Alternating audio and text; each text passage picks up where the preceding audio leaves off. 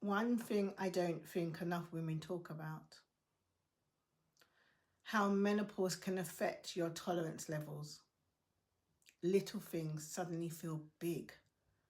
Noise feel louder, stress levels feel heavier, and your patience feels even shorter. And honestly, that can make you feel guilty sometimes.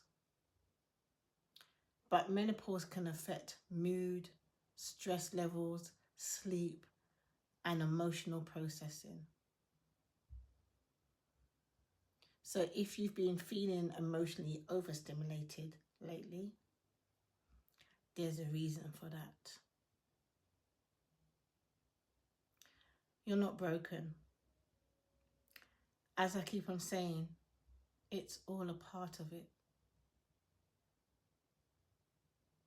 And you're not alone.